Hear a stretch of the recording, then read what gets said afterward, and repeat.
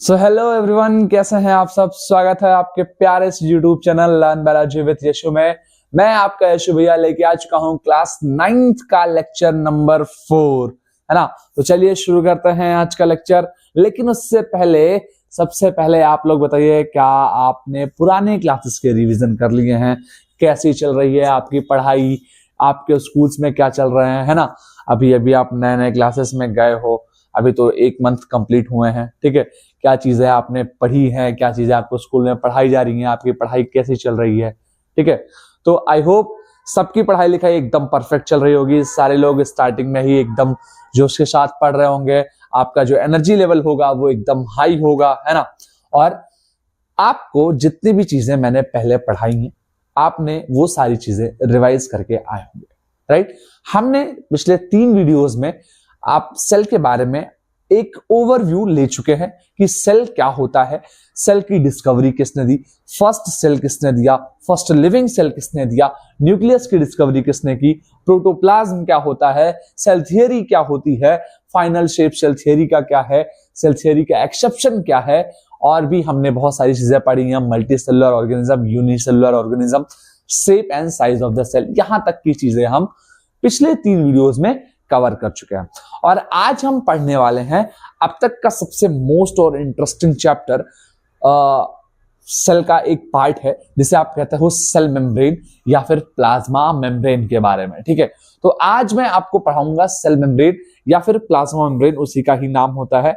ये कैसा होता है, क्या वर्क होता है इसमें, और क्यों ये इतना इंपॉर्टेंट होता है, राइट। तो चलिए शुरू करते हैं without any wasting the time. आज आपको पता चलेगा कि बेसिकली आपकी जो प्लाज्मा मेम्ब्रेन है वो वर्क कैसे करती है, बायोलिपिड के लेयर्स क्या होती हैं, लिपिड क्या होते हैं, प्रोटीन क्या होता है, ठीक है। उसमें आपको एक थ्योरी मिलेगी, जैसे हम जो हमारा प्लाज्मा मेम्ब्रेन है उसे कैसे समझते हैं, जैसे कि चाशनी में डूबा हुआ रसगुल्ला। जी हाँ, बिल्कुल आपने सही सुना है, चाशनी में डूबा हुआ रसगुल्ला। सेम ऐसे ही कुछ स्ट्रक्चर्स होते हैं हमारे प्लाज्मा मेम्ब्रेन के, और उन प्लाज्मा मेम्ब्रेन्स के बीच में, जैसे आप जब चाशनी देखते हैं, चाशनी के बीच में रसगुल्ला जो आधा ऊपर होता है आधा नीचे होता है। सेम ऐसे ही प्लाज्मा मेम्ब्रेन के ऊपर में और नीचे के टाइम में जो कंप्लीटली एम्बेडेड प्रोटीन्स होते हैं, सेम ऐसे ही देखने को मिलते हैं। और इसी वजह से इसे हम चाशनी में डूबा हुआ रसगुल्ला कहते हैं, ठीक है। तो चलिए शुरू करते हैं आज का वीडियो। सबसे पहला टॉपिक स्टार्ट करते हैं, प्लाज्मा मेम्ब्रेन या फिर सेल मेम्ब्रेन, उसी को ही कहते हैं। चलिए शुरू करते हैं। So let's start. हम शुरू करते हैं प्लाज्मा मेम्ब्रेन। होप प्लीज जिसने भी पुरानी वीडियोस नहीं देखी हैं, आप प्लीज जाइए एक बार उसे देख लीजिए, आपको बहुत हेल्प मिलेगा, ठीक है। शुरू करते हैं आज का टॉपिक। बेसिकली भैया प्लाज्मा मेम्ब्रेन और सेल मेम्ब्रेन, क्या ये दोनों अलग अलग चीजें हैं? नहीं, ये दोनों एक ही चीजें हैं। प्लाज्मा मेम्ब्रेन और सेल मेम्ब्रेन ये दोनों एक ही चीजें हैं, बिल्कुल भी अलग चीजें नहीं है। सबसे पहली चीज आप अपने माइंड में ये चीज बैठा लीजिए, ठीक। भैया ये है क्या, बताता हूं आपको। अगर याद हो तो मैंने बताया था, अगर ये एक सेल है, ठीक है, एक सेल है, तो इसके अंदर आपको छोटे छोटे ऑर्गेनल्स भी देखने को मिलेंगे, है ना। छोटे छोटे ऑर्गेनल्स भी देखने को मिलेंगे, और इन ऑर्गेनल्स को ये जो अंदर का रीजन है, इस रीजन को शायद आपको छोटा दिखाई दे रहा होगा, मैं इसको थोड़ा बड़ा कर देता हूं। सपोज करिए ये एक सेल है, ठीक है। इस सेल के अंदर आपके यहां पे न्यूक्लियस है, और इस न्यूक्लियस से लगा हुआ ये आपको एंडोप्लाज्मिक रेटिकुलम दिखाई दे रहा होगा। यहाँ पे गोल्जी बॉडी हो गई आपकी, ठीक है। और यहाँ पे आपका माइटोकॉन्ड्रिया वगैरह हो गया, और जो भी आपके माइक्रोट्यूब्यूल्स वगैरह हो गए, जो भी आपके सेल्स हो गए, ठीक। ये सारी चीजें आपके कहां पे प्रेजेंट है? ये आपका जो प्रेजेंट है, इस रीजन को कहते हैं साइटोप्लाज्म।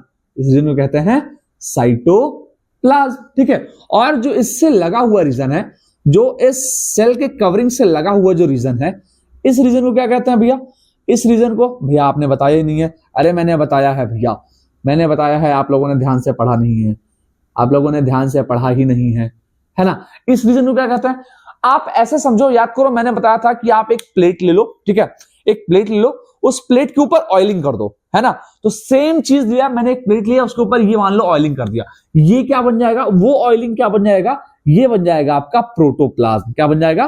प्रोटोप्लाज्म बन जाएगा, ठीक है। ये आपका बन जाएगा प्रोटोप्लाज्म।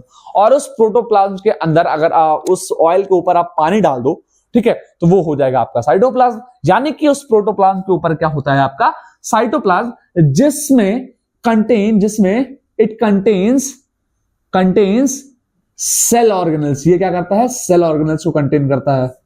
ठीक, ये आपके सेल ऑर्गेनल्स को कंटेन करता है, बिल्कुल ठीक है। तो अब बताओ, क्या अगर इसके ऊपर कोई कवरिंग प्रेजेंट नहीं है, ठीक है, अगर हमारे स्किन के ऊपर कोई कवरिंग अगर हमारे बोन्स के ऊपर, मसल्स के ऊपर कोई कवरिंग प्रेजेंट ना होती, ये स्किन प्रेजेंट ना होती, तो क्या हमारे मसल्स डायरेक्ट इन्वायरमेंट के कांटेक्ट में आ जाते हैं? क्या हमारे जो मसल्स हैं, जो बोन्स है, वो डायरेक्ट एयर के कांटेक्ट में आ जाते हैं? बिल्कुल सेम ऐसा ही होगा कि अगर सेल के ऊपर कोई कवरिंग प्रेजेंट नहीं होगी तो इनके अंदर, यानी कि साइटोप्लाज्म और इन्वायरमेंट के बीच में कोई डिफरेंस, कोई बैरियर ही नहीं रह जाएगा, है ना। ये आपस में इंटरेक्ट कर सकते हैं। जो साइटोप्लाज्म होगा इन्वायरमेंट से डायरेक्टली इंटरेक्ट कर सकता है। ठीक, तो होता क्या है, इस सेल के ऊपर एक कवरिंग प्रेजेंट होती है और उस कवरिंग को हम कहते हैं प्लाज्मा मेम्ब्रेन। ये जो कवरिंग प्रेजेंट है उस सेल के अंदर, ये होती है आपकी प्लाज्मा मेम्ब्रेन। इसको कहते हैं आपका प्लाज्मा मेम्ब्रेन, प्लाज्मा मेम्ब्रेन कहते हैं, ठीक है। और क्या कहते हैं इसे, या तो इसे हम क्या कहेंगे, सेल मेम्ब्रेन कहेंगे, या तो इसे हम क्या कहेंगे, सेल मेम्ब्रेन कहेंगे, ठीक है।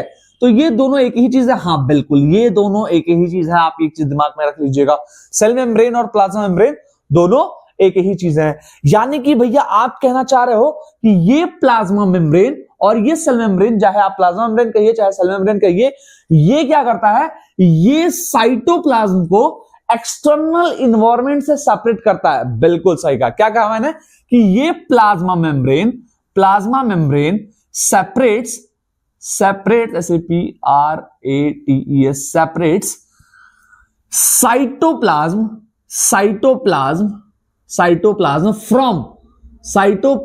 From external environment. ये क्या करता है, एक्सटर्नल इन्वायरमेंट से क्या करता है, ये आपका सेपरेट करने का काम करता है, उसको एक एज अ बैरियर काम करता है। समझ में आया? ठीक है, कि मान लो कोई भी चीज अंदर अगर जानी है, तो ये प्लाज्मा मेम्ब्रेन क्या करेगा, ये प्लाज्मा मेम्ब्रेन बोलेगा रुको, है ना। जैसे घर पे क्या होता है, जब गेट कीपर्स वगैरह होते हैं ना, तो जो घर की देखभाल करता है बेसिकली, अगर कोई घर के अंदर आता है तो उसे क्या कहता है, भैया क्या काम है ना, वॉचमैन जो होते हैं, ठीक है। सेम ऐसे ये भी काम करता है। तो इसे कहते क्या है, ये बेसिकली अगर कोई भी फॉरेन पार्टिकल आया, सपोज कोई फॉरेन पार्टिकल आया जो सेल के अंदर आना चाहता है, तो प्लाज्मा मेम्ब्रेन क्या कहेगा, रुको, है ना, कौन हो, क्या काम है, ठीक। तो इसका काम क्या होता है, बेसिकली इसे हम क्या कहते हैं, जो ये प्लाज्मा मेम्ब्रेन होता है ना, ये होता है आपका सेमी परमिएबल मेम्ब्रेन। क्या होता है, प्लाज्मा मेम्ब्रेन या फिर सेल मेम्ब्रेन जो होता है वो आपका सेमी परमिएबल मेम्ब्रेन होता है, सेमी परमिएबल मेम्ब्रेन होता है। ये क्या होता है भैया, ये क्या होता है बताता हूं। सेमी परमिएबल मेम्ब्रेन क्या होता है भैया, बेसिकली ये प्लाज्मा मेम्ब्रेन या सेल मेम्ब्रेन कुछ selected salute particles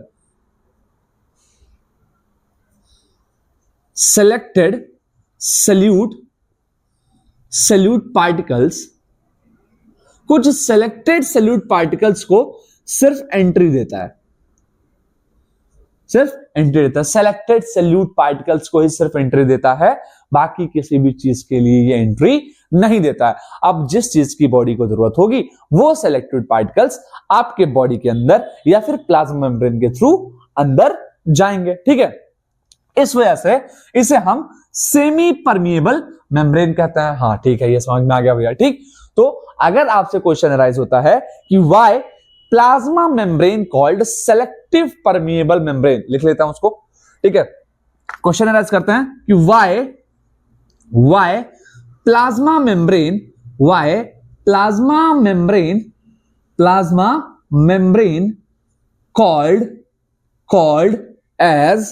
called as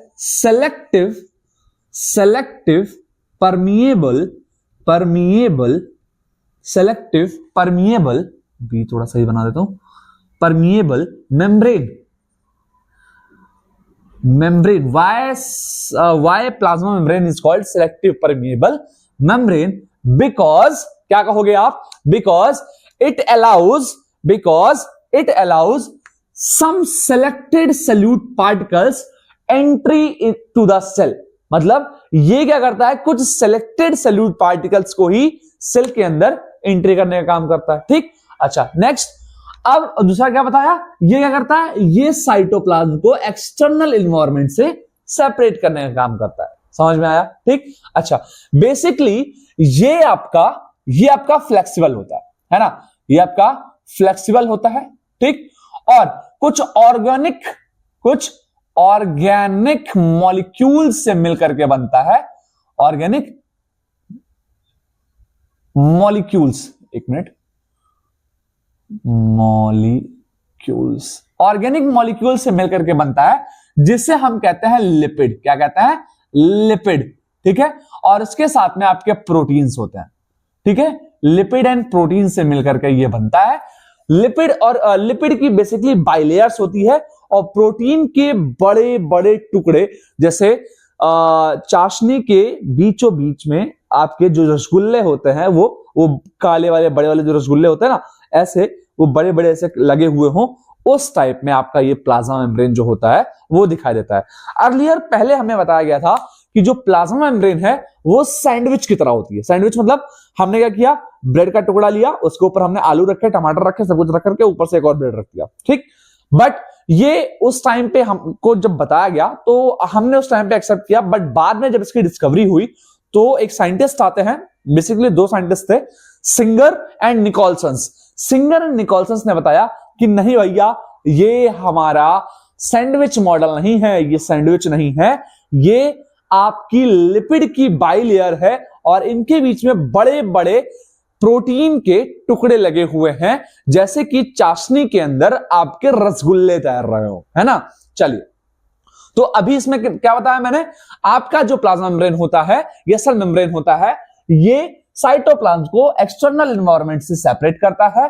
basically जो प्लाज्मा मेम्ब्रेन होता है या सेल मेम्ब्रेन होता है, वो आपका सेलेक्टिव परमिएबल मेम्ब्रेन होता है, क्योंकि वो कुछ सेलेक्टेड सॉल्यूट पार्टिकल्स को ही एंट्री देता है सेल के अंदर। ठीक है, ये फ्लेक्सिबल होता है, कुछ ऑर्गेनिक मॉलिक्यूल से मिलकर के बनता है, जैसे कि प्रोटीन एंड लिपिड। तो ये प्रोटीन और लिपिड जो होता है, ये बाइलेयर में प्रेजेंट होता है, बाइलेयर्स में प्रेजेंट होता है, और इसी के साथ में इसके अंदर आपको कुछ कार्बोहाइड्रेट्स देखने को मिल जाता है। मैं कहीं और लिख देता हूं, आपको इसके साथ में कार्बोहाइड्रेट्स देखने को मिल जाता है, कार्बोहाइड्रेट्स देखने को मिल जाता है, कार्बोहाइड्रेट्स देखने को मिल जाता है स्मॉल यूनिट में, छोटे छोटे फॉर्म में आपको कार्बोहाइड्रेट देखने को मिल जाता है। कार्बोहाइड्रेट का बड़ा मॉलिक्यूल नहीं होता है, स्मॉल मॉलिक्यूल होता है। ठीक है, तो ये जो ये हमें देखने को मिल जाता है। तो आई होप ये क्लियर हो गया होगा। अब हम इसके मॉडल पे आते हैं। ठीक है, अब हम इसके मॉडल पे आते हैं। ठीक है, अब हम इसके मॉडल पे आते हैं और देखते हैं कि कैसे हमारा जो प्लाज्मा मेम्ब्रेन है वो दिखता कैसा है। और बेसिकली आपने जो बताया भैया कि ये चाशनी के जैसा होता है, चाशनी के बीच में जो रसगुल्ले लगे होते हैं उनके जैसा होता है। ठीक है, अच्छा एक चीज और, वो कौन से सेलेक्टेड सॉल्यूट पार्टिकल्स होंगे जो बॉडी के अंदर इंटर करेंगे? ठीक है, वो क्या होगा, आपका ऑक्सीजन हो जाएगा, है ना। वो क्या हो जाएगा, ऑक्सीजन हो जाएगा। ऐसे ही बहुत सारी चीजें होती हैं। ठीक है, ऑक्सीजन होता है आपका, और देख लेता हूं यार क्या होता है, और भी बता देता हूं आपको। ऑक्सीजन होते हैं, कार्बन डाइऑक्साइड होता है, ठीक है, इवन आपके वाटर होते हैं। ठीक है, ऑक्सीजन हो गया, कार्बन डाइऑक्साइड हो गया, CO2 हो गया, इवन वाटर के कुछ पार्टिकल्स होते हैं, वाटर आ जाता है। ठीक है, तो ये सेलेक्टेड सॉल्यूट पार्टिकल्स या फिर ये सेलेक्टेड पार्टिकल्स जो बॉडी के अंदर एंट्री करवाता है, इसकी वजह से इसे हम सेमी परमिएबल मेम्ब्रेन कहते हैं। ठीक, चलिए आप देख लेते हैं कि जो इन्होंने बताया था कि जो हमारा प्लाज्मा मेम्ब्रेन है बेसिकली वो आपका लिपिड के बाइलेयर में है, तो उसे हम कहते क्या है, बेसिकली हम उसे फ्लूइड मोज़ेक मॉडल कहते हैं। और ये फ्लूइड मोज़ेक मॉडल आपका सिंगर एंड निकोलसन्स ने दिया था। ठीक है, आई थिंक 1872 के आसपास में। ठीक है, 1872 में सिंगर एंड निकोलसन्स ने सबसे पहला जो मॉडल था वो दिया था, फ्लूइड मोज़ेक मॉडल। तो चलिए शुरू करते हैं। फ्लूइड मोज़ेक मॉडल फिगर बनाते हैं इसका और आपको समझाते हैं। चलिए शुरू करते हैं फ्लूइड मोज़ेक मॉडल। ठीक है, आपके सामने ये फिगर आया होगा। ठीक है, ये है आपका फ्लूइड मोज़ेक मॉडल। इसे कहते हैं लिपिड की बाइलेयर, ठीक है। ये जो होता है, ठीक है, ये जो होता है आपका, इसे कहते हैं लिपिड एंड प्रोटीन की बाइलेयर। इसे कहते हैं बाइलेयर। ये लिपिड और प्रोटीन की बाइलेयर होती है, ठीक है। इसमें आपको ये जो हेड रीजन दिख रहा है, ठीक है, ये हेड रीजन, ये हेड रीजन होता है, ठीक है। और ये जो होता है ये आपका टेल रीजन होता है, हेड और टेल रीजन होता है। अब ये जो हेड रीजन होता है, ये हेड रीजन आपका हाइड्रोफोबिक होता है, हाइड्रोफोबिक होता है, ठीक है। ये होता है आपका हाइड्रोफोबिक। हाइड्रोफोबिक का मतलब वाटर हीटिंग, यानी कि जिसको वाटर से नफरत हो, वाटर हीटिंग कहते हैं इसको, ठीक। ये होता है आपका वाटर हीटिंग। और जो टेल होता है ये होता है आपका हाइड्रोफिलिक होता है, ये आपका हाइड्रोफिलिक होता है। हाइड्रोफिलिक का मतलब क्या होता है भैया? हाइड्रोफिलिक का मतलब होता है वाटर लविंग, ऐसी चीजें जिसको पानी से प्यार हो, ठीक है। तो जो आपका टेल रीजन है, वो क्या है? वो है आपका हाइड्रोफिलिक। और जो आपका जो हेड रीजन है वो है आपका वाटर हीटिंग, या फिर आप कह सकते हो हाइड्रोफोबिक नेचर का होता है, ठीक है। अच्छा, यानी कि भैया जो हेड रीजन होगा दोनों बाहर तरफ होगा, हाँ, ये दोनों आपका टुवर्ड्स द एनवायरमेंट होता है, ये दोनों आपके बाहर के साइड में होते हैं, ठीक है। अच्छा, अब क्या है, ये जो बड़े बड़े से हैं ये क्या है भैया? याद करो मैंने बताया था। अब आप ऐसे समझो कि ये जो बाइलेयर है ये चाशनी है, ये क्या है? चाशनी है, ठीक है। और उस चाशनी के अंदर ऐसे बड़े बड़े से रसगुल्ले आते थे ना पहले, है ना, इतने बड़े बड़े छेना जिसको कहते हैं, ठीक है। पता नहीं लोग क्या कहता है भैया, मेरे यहाँ छेना ही कहते हैं, ठीक है। तो उनको ऐसे खड़े खड़े रख दो, ठीक है। और ये जो ऐसे बड़े बड़े से रसगुल्ले हैं जो आधे नीचे और आधे ऊपर की तरफ दिखाई देते हैं, इसे आप कहते हो इंटरनल प्रोटीन। इसको कहते हो आप इंटरनल प्रोटीन, या फिर इसी का एक और नाम होता है इंट्रिंसिक प्रोटीन। इसी को क्या कहते हो आप? Intrinsic protein. जो कि ये दोनों एक ही चीजें हैं, ये आपके कंप्लीटली एम्बेडेड होते हैं, कंप्लीटली एम्बेडेड होते हैं आपके इस प्लाज्मा मेम्ब्रेन के लेयर में, ठीक है। अच्छा, और ये किनारे पे है, आप ध्यान से देखो, ये होता है किनारा, ठीक है। अगर मैं यहां पे देखूं तो ये हमारे हाथ का किनारा है जो सरफेस है, ठीक। तो जो सरफेस पे होता है, किनारे पे होता है, उसे कहते हैं पेरीफेरी, PHERY, पेरीफेरी का मतलब क्या होता है? किनारा। पेरीफेरी का मतलब किनारा, ठीक है, किनारा, ठीक। तो ये क्या होते हैं? ऐसे प्रोटीन्स जो आपके किनारे पे लगे होते हैं, उन्हें हम पेरीफेरल प्रोटीन कहते हैं। क्या कहते हैं? पेरीफेरल प्रोटीन्स कहते हैं, उन्हें हम कहते हैं पेरीफेरल प्रोटीन्स कहते हैं, ठीक। या इसी को ही हम आपका पार्शली, इसी को हम क्या कहते हैं? पार्शली एम्बेडेड कहते हैं, एम्बेडेड प्रोटीन्स कहते हैं, पार्शली एम्बेडेड प्रोटीन्स कहते हैं, ठीक। तो ये जो बड़े बड़े से हैं जो कंप्लीटली एम्बेडेड है, इसे हम इंटरनल प्रोटीन या फिर हम इसे क्या कहेंगे? इंट्रिंसिक प्रोटीन कहेंगे। और ये जो किनारे पे लगे हुए हैं इसे हम कहेंगे पेरिफेरल प्रोटीन या फिर पार्शली एम्बेडेड प्रोटीन। अब बताओ मुझे कि जो कंप्लीटली एम्बेडेड है, अब ऐसे देखो, ध्यान से सुनना मेरी बात। सपोज ये वो लेयर है जिसके अंदर ये प्रोटीन्स ऐसे लगे हुए हैं, ठीक है। मैं थोड़ा आगे आता हूं, ये लेयर है, ठीक है, ये एक लेयर है जिसके अंदर ये जो प्रोटीन्स हैं ये कंप्लीटली ऐसे लगे हुए हैं, ठीक है। और एक है जो ऐसे सिर्फ किनारे पे ऐसे लगा हुआ है, आपको अगर दिखाई दे रहा हो तो मैं आपको दिखा दूं, ये सिर्फ ऐसे किनारे पे ऐसा लगा हो, ठीक है। तो आप बताओ मुझे, क्या इसे निकालना ज्यादा आसान होगा? क्या इसे निकालना ज्यादा आसान होगा या जो ये किनारे पे रखा हुआ है इसे निकालना ज्यादा आसान होगा? अभी देखा, थोड़ा सा ये मूवमेंट हुआ, ये तुरंत नीचे गिर गया। तो जो किनारे पे लगा होगा इसे निकालना आसान होगा इन कंपैरिजन टू जो ये कंप्लीटली एम्बेडेड है, इसके कंपैरिजन में इस किनारे वाले को निकालना आसान होगा। ठीक, तो ये जो पेरिफेरल प्रोटीन है ये आसानी से आपका निकल जाएगा, और ये जो कंप्लीटली एम्बेडेड है ये क्या हो जाएगा आपका, ये इसको निकालने के लिए हमें बहुत ज्यादा पावर चाहिए होगी। ठीक, और इसके साथ में आपको यहां पे एक लेयर दिखाई दे रही होगी, इसे कहते हैं शुगर। ये होता है आपका शुगर। ठीक, जो सिर्फ ऊपर के साइड में होगा, नीचे के साइड में नहीं होगा, याद रखना। ये क्या होगा, सिर्फ ऊपर के साइड में होगा। और यहां पे आपको कुछ ये बॉक्स जैसा स्ट्रक्चर दिखाई दे रहा होगा, इसे कहते हैं ग्लाइकोलिपिड। ग्लाइकोलिपिड ये भी एक लिपिड ही होता है। ठीक है, आगे बता दूंगा इसको क्या होता है। ये होता है आपका ग्लाइकोलिपिड कहलाता है। ठीक, अच्छा, तो हेड रीजन क्या है, हाइड्रोफोबिक है, जो कि वाटर हीटिंग है, यानी कि ये पानी को कहेगा भैया दूर रहो, है ना, मेरे पास मत आना। कभी वो देखा है, एक बीमारी होती है रेबीज, जिसको जब डॉग वगैरह बाइट कर लेता है, जिसको रेबीज होता है ना, उसे हाइड्रोफोबिया हो जाता है, पानी से डर हो जाता है, तो वो पानी पी भी नहीं पाता है। ठीक है, वो पानी को पी भी नहीं पाता है। ठीक, मैं आपको दिखाऊंगा कि हाइड्रोफोबिक कैसे होता है। ठीक है, आपके सामने स्क्रीन पे एक वीडियो चल के आ रहा होगा। ठीक है, आप इस वीडियो में देखिए कि कैसे ये पर्सन जो है ये पानी भी नहीं पी पा रहा। पानी भी पिएगा तो उसको ऐसा लगेगा कि इसको डर लग रहा होता है, इतना सफोकेशन होता है पानी पीने में। ठीक, तो ये होते हैं आपके हाइड्रोफोबिक। ठीक, तो ऐसे ही जो आपका हेड रीजन होता है, आइए देखते हैं इसको। आप ये जो हेड रीजन है ये क्या होता है, ये हाइड्रोफोबिक होता है, यानी कि वाटर हीटिंग होता है। और जो टेल रीजन होता है वो आपका वाटर लविंग होता है। और इन दोनों बाइलिपिड की लेयर के बीच में जो बड़े बड़े से प्रोटीन्स लगे होते हैं, इनको कहते हैं, अगर ये कंप्लीटली एम्बेडेड हैं तो इन्हें हम कहेंगे इंटीग्रल प्रोटीन या फिर इंट्रिंसिक प्रोटीन कहते हैं। और अगर ये किनारे पे लगे हुए हैं तो इन्हें हम पेरीफेरी या फिर पेरीफेरल प्रोटीन भी कहते हैं। ठीक है, अच्छा भैया ये क्या है, ये है आपका कोलेस्ट्रॉल।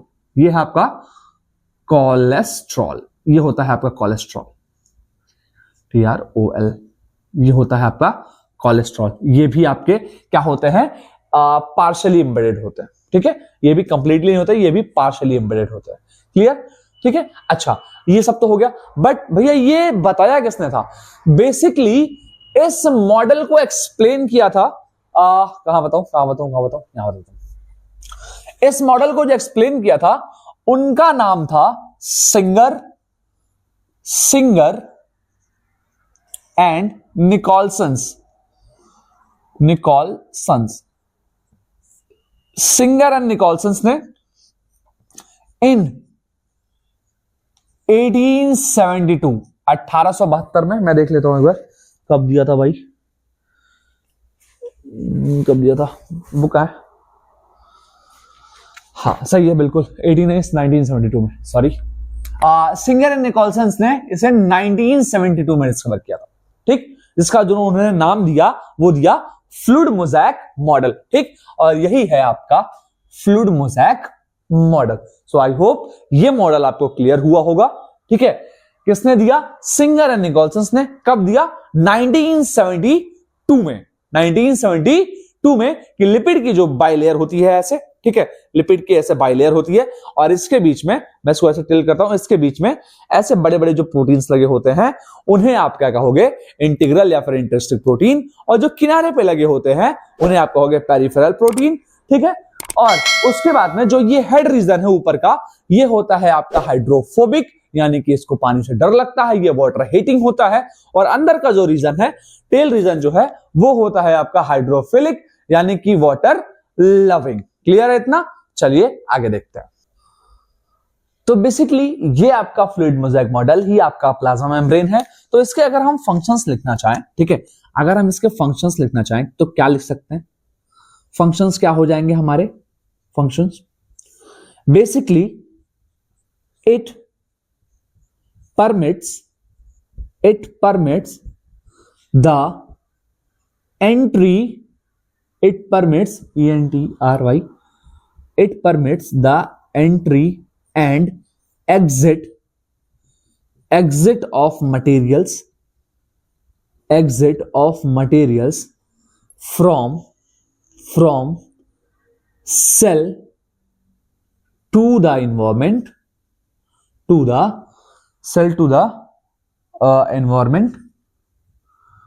environment नहीं कह सकते हैं, cell to the from cell to outside the cell, from cell to outside the cell, outside, हमेशा इन्वायरमेंट ही नहीं कह सकते हैं, cell to the outside the cell, ठीक है, cell and vice versa, यानी कि उसका उल्टा भी होगा, ठीक है, and vice versa, ठीक। अच्छा, नेक्स्ट क्या होगा भैया, नेक्स्ट क्या होगा, एक तो बता दिया, they permit the entry and exit of the cell, ठीक है, they permit exit and entry and exit of the cell, ठीक है। नेक्स्ट क्या है, नेक्स्ट क्या है, नेक्स्ट होगा आपका they provide shape to the cell, ये क्या करते हैं, इट प्रोवाइड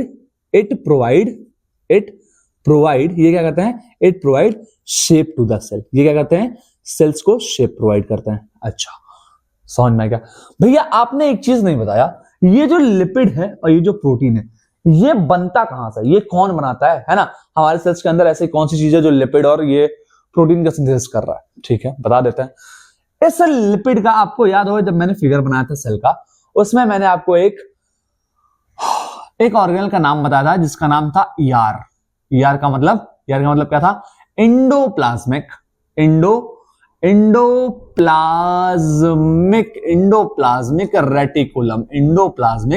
रेटिकुलम, ठीक है। अब ये एंडोप्लाज्मिक रेटिकुलम दो टाइप का था, ठीक। एक एंडोप्लाज्मिक रेटिकुलम जिसके ऊपर राइबोसोम्स, छोटे छोटे राइबोसोम्स के दाने थे, ठीक है, उनको क्या कहते थे, जिनके ऊपर राइबोसोम्स प्रेजेंट होता था, राइबोसोम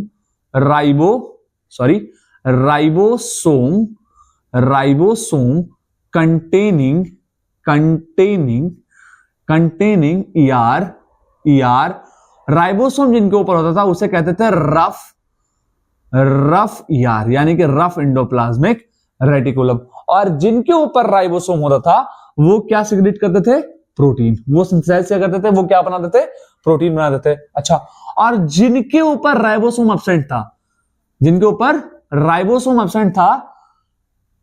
ER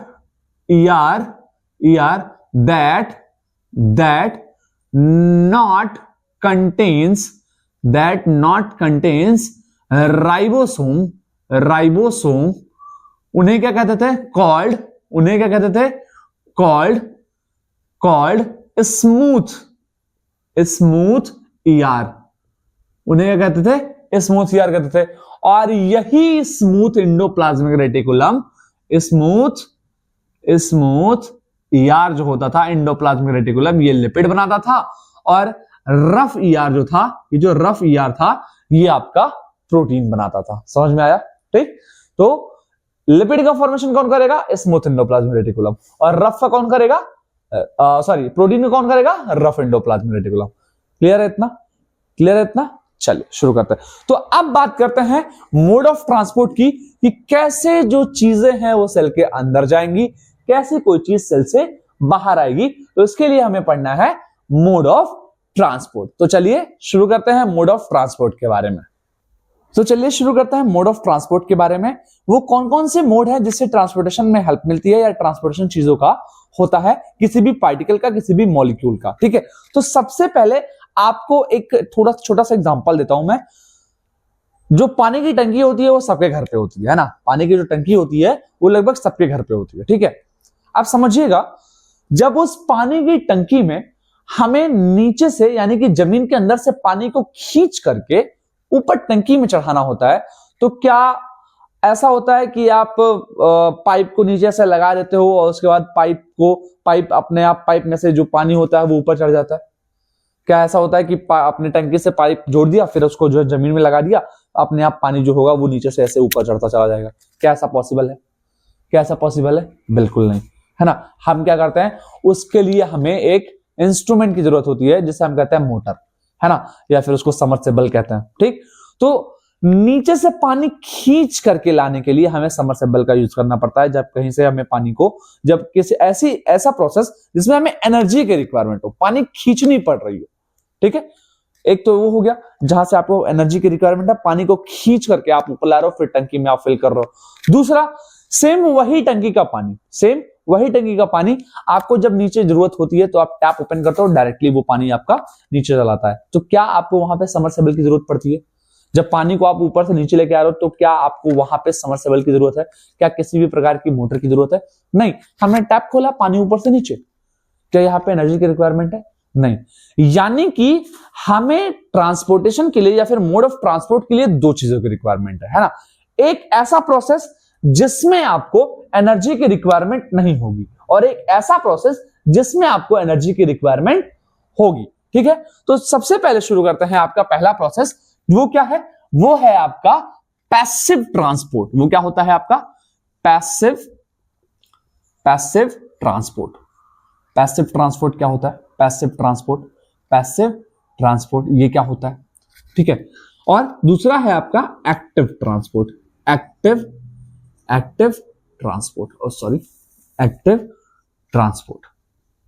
ट्रांसपोर्ट ये क्या चीजें हैं भैया? पैसिव ट्रांसपोर्ट और एक्टिव ट्रांसपोर्ट क्या चीजें हैं, ये बताता हूं, ध्यान से सुनिएगा। पैसिव ट्रांसपोर्ट वो ट्रांसपोर्ट होता है जिसके अंदर आपको एनर्जी की रिक्वायरमेंट नहीं होती है। मतलब क्या कह सकते हैं? क्या भैया इसे हम ऐसे लिख सकते हैं, ऐसा लिख सकते हैं दैट, क्या लिख सकते हैं इसको हम? द मूवमेंट ऑफ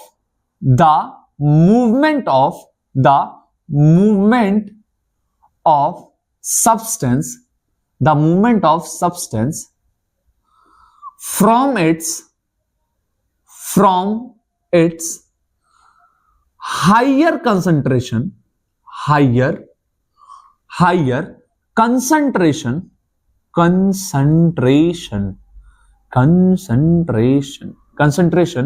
to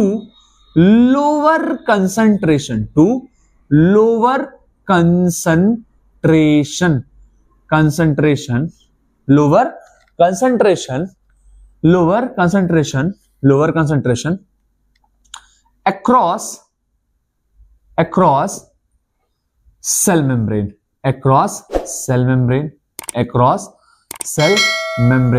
ठीक, पहली बात। नेक्स्ट दूसरा पॉइंट क्या भैया? they do not required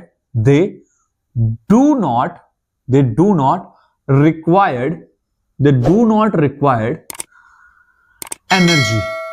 इनके लिए हमें एनर्जी की रिक्वायरमेंट नहीं होती है, इनके लिए हमें किसी भी तरीके की एनर्जी की रिक्वायरमेंट नहीं होती है। ठीक है भैया। नेक्स्ट एक्टिव क्या है? इसमें क्या होता है? इसमें थोड़ा सा उल्टा होता है। क्या? The movement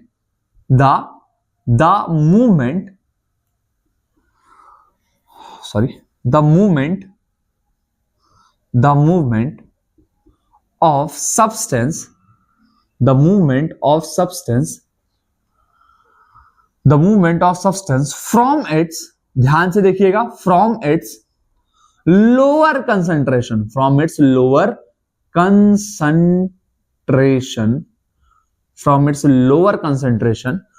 to higher concentration,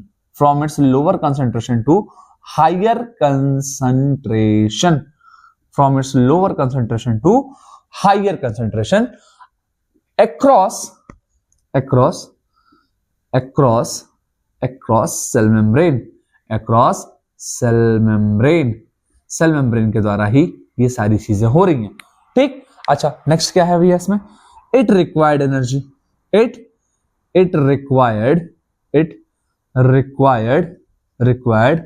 energy, और वो एनर्जी किस फॉर्म में होनी चाहिए? इन the form of ATP. ATP क्या होता है भैया? एटीपी होता है आपका एडिनोसिन ट्राईफॉस्फेट, एडिनोसिन ट्राईफॉस्फेट।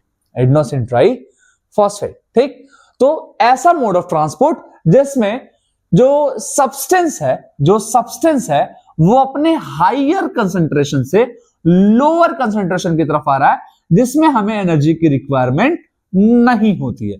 उस प्रोसेस को आप क्या कहोगे? उस प्रोसेस को कहोगे आप पैसिव ट्रांसपोर्ट। क्लियर है? ठीक, next active transport, movement of substance from its lower concentration. याद रखना, पैसिव में आपका हायर से लोअर जा रहा है और एक्टिव में आपका लोअर से हायर की तरफ जा रहा है, और ये लोअर से हायर की तरफ, ठीक है, ये भी आपका सेल मेम्ब्रेन के क्रॉस ही होगा, जिसमें आपको एनर्जी की रिक्वायरमेंट होगी, और किस फॉर्म में होगी? आपका एटीपी के फॉर्म में होगी, यानी कि एडेनोसिन एडेनोसिन ट्राइफॉस्फेट के फॉर्म में होगी। ठीक है, ये एनर्जी का एक रूप होता है, एनर्जी का एक फॉर्म होता है एडेनोसिन ट्राइफॉस्फेट, जिसका यूज हम करते हैं। अच्छा, समझ में आ गया भैया? ठीक है, लेकिन भैया अब ये तो डेफिनेशन हो गई, हमें समझाओ भैया ये कैसे हो रहा है, भैया हमें समझाओ, है ना, हमें समझाओ कैसे हो रहा है। समझाता हूं, डोंट वरी, समझाता हूं आपको। सुनिए मेरी बात। आप एक परफ्यूम, जो रूम स्प्रे होता है, रूम स्प्रे के अंदर जो आपका फ्रेगनेंस होती है, जो एरोमा होती है रूम स्प्रे के अंदर, ठीक है, जब आप उसे रूम में स्प्रे करते हो, ठीक है, जब आप रूम में स्प्रे करते हो तो आप थोड़ा सा स्प्रे करते हो और कुछ टाइम के बाद वो पूरे के पूरे कमरे में वो फैल जाता है, पूरे के पूरे कमरे में फैल जाता है। जितने भी एयर के बीच में जो फ्री स्पेस मॉलिक्यूल्स हैं, इंटरमॉलिक्यूलर स्पेस है एयर के बीच में, उनके बीच में जाकर के वो एरोमा, वो जो स्मेल होती है वो फिल हो जाती है ना, जिसकी वजह से आपने एक जगह पे स्प्रे किया, धीरे धीरे वो पूरे कमरे में फैल गई। तो उस बॉटल के अंदर उसका कंसेंट्रेशन कैसा है? हाई है। उसके अंदर उसकी जो मॉलिक्यूल्स के पार्टिकल्स जो है वो क्या है? बहुत ज्यादा है। क्या रूम के अंदर उसके पार्टिकल्स हैं आपके? नहीं। जैसे ही आप उसको स्प्रे करते हो, वो पार्टिकल्स जाकर के एयर के बीच में जो स्पेस प्रेजेंट है उसमें सेटल हो जाता है और उसके बाद वो पूरे कमरे को एक्वायर कर लेता है।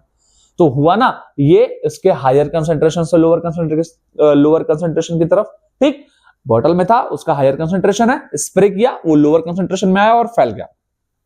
ठीक, अच्छा ये भी छोड़ दो।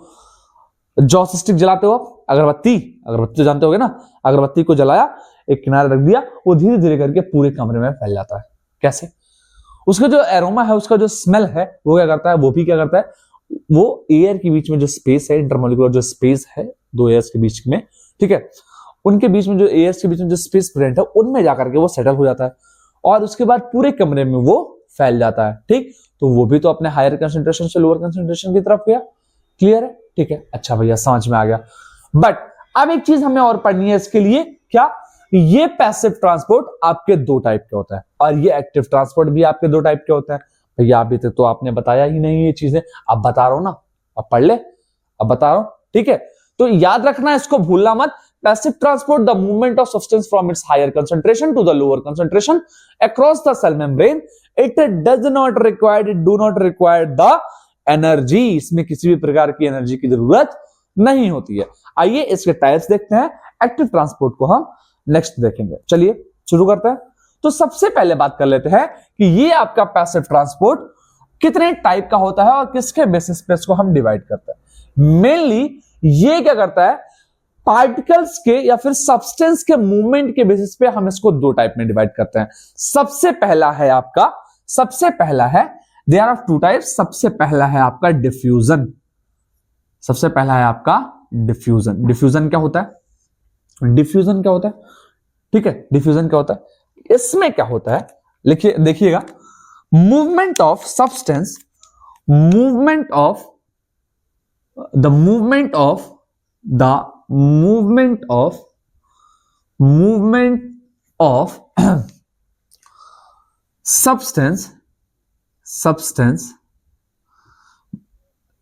substance ब्रैकेट में लिखिएगा, चाहे वो सॉलिड में हो, सॉलिड, चाहे वो लिक्विड और वो चाहे गैस, कोई भी हो सकता है, कोई भी सब्सटेंस होता है, कोई भी मॉलिक्यूल हो सकता है, चाहे सॉलिड का हो, चाहे लिक्विड का हो, चाहे गैस का हो। मूवमेंट ऑफ सब्सटेंस, चाहे solid, liquid, gas, from it's, ये बहुत इंपॉर्टेंट है, याद रखना, ये बहुत इंपॉर्टेंट है। इसी के बेसिस पे ही आपका ये दो टाइप का था, ये बहुत इंपॉर्टेंट है। ठीक है, फ्रॉम इट्स हायर कंसेंट्रेशन, ऐसे लिख देता हूं, higher concentration to its lower concentration, LC लिख देता हूं। ठीक है, the movement of substance in the form solid, liquid, gas from its higher concentration to lower concentration, ये क्या कहलाता है? आपका डिफ्यूजन कहलाता है। ये क्या कहलाता है? आपका डिफ्यूजन कहलाता है। क्लियर है इतना? ठीक है, अच्छा नेक्स्ट, दूसरा क्या होता है? दूसरा आप लोगों ने नाम सुना होगा, ऑस्मोसिस,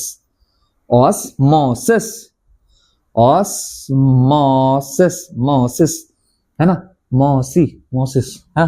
चलो, ऑस्मोसिस क्या होता है? इसमें क्या होता है भैया? इसमें द मूवमेंट ऑफ सॉल्वेंट, याद रखना, द मूवमेंट ऑफ सॉल्वेंट। उसमें क्या था? सॉलिड, लिक्विड, गैस तीनों। सॉल्वेंट मेनली क्या होता है आपका? सॉल्वेंट मतलब जिसमें कोई भी चीज घुल जाए, जिसमें कोई भी चीज घुल जाए। यूनिवर्सल सॉल्वेंट क्या होता है? यूनिवर्सल सॉल्वेंट होता है आपका वाटर। वाटर कोई भी चीज अपने अंदर घुल सकती है। समझ में आया? ठीक है, तो बेसिकली सॉल्वेंट का मतलब आप यहां पर लिख सकते हैं water. Movement of water, movement of solvent particle, solvent particles from its higher concentration to lower concentration. Movement of particles या movement of solvent particles from its higher concentration to lower concentration, ये आपका क्या कहलाता है? Osmosis कहलाता है। ये क्या कहलाता है? ऑस्मोसिस। तो passive transport, movement of substance from its higher concentration to the lower concentration, it does not required या it do not required energy. ठीक, ये आपका दो टाइप का होता है। सबसे पहला है आपका डिफ्यूजन। डिफ्यूजन में क्या होता है? जो सब्सटेंस होता है वो आपका सॉलिड भी हो सकता है, वो लिक्विड भी हो सकता है, वो गैस भी हो सकता है, तीनों ही ट्रांसपोर्ट कर सकता है अपने हायर कंसेंट्रेशन से लोअर कंसेंट्रेशन की तरफ। ऑस्मोसिस जो होता है, ऑस्मोसिस में जो मूवमेंट होता है वो सिर्फ सॉल्वेंट पार्टिकल्स का होता है, उसके हायर कंसेंट्रेशन से लोअर कंसेंट्रेशन की तरफ। समझ में आया? डिफ्यूजन और ऑस्मोसिस से क्वेश्चंस आते हैं भैया, आप इसको ध्यान से पढ़िएगा। इसको अगर नहीं समझ में आता है तो थोड़ा सा रिवाइंड करिएगा, दोबारा से इसको देखिएगा और इसको समझने की कोशिश कीजिएगा। कुछ नहीं है, बहुत सिंपल वे में आप समझ सकते हैं। सबसे पहले आपको पैसिव ट्रांसपोर्ट समझना है कि मूवमेंट होगा सब्सटेंस का उसके हायर कंसेंट्रेशन से लोअर कंसेंट्रेशन की तरफ, जिसमें एनर्जी की रिक्वायरमेंट नहीं होगी। और इसी के टाइप्स में आपका ये दो टाइप का होता है। Movement of substance from it's movement of substance in the form of solid, liquid और गैस, तीनों में से कोई भी हो सकता है, अपने हायर कंसेंट्रेशन से लोअर कंसेंट्रेशन की तरफ जब मूव करेगा उसे आप कहोगे डिफ्यूजन। जब मूवमेंट होगा सॉल्वेंट पार्टिकल का यानी कि वाटर का उसके हायर कंसेंट्रेशन से लोअर कंसेंट्रेशन की तरफ, तो आप उसे कहोगे ऑस्मोसिस। समझ में आया? ठीक है, चलिए अब इस ऑस्मोसिस का भी दो पार्ट होता है। इस ऑस्मोसिस का भी दो पार्ट होता है बेसिकली। एक होता है आपका एंडोऑस्मोसिस, एंडोऑस्मोसिस,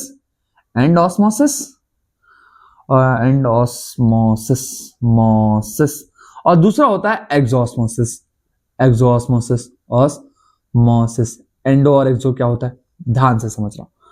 अब ये आपका पार्ट का नहीं है बट मैं थोड़ा सा इसको बता देता हूं। ठीक है, एंडो और क्या होता है, एक्सो क्या होता है, समझ लीजिएगा। एंडो और एक्सो जब आप बोलोगे एक्सो, है ना, ऐसे याद करना, एक्सो।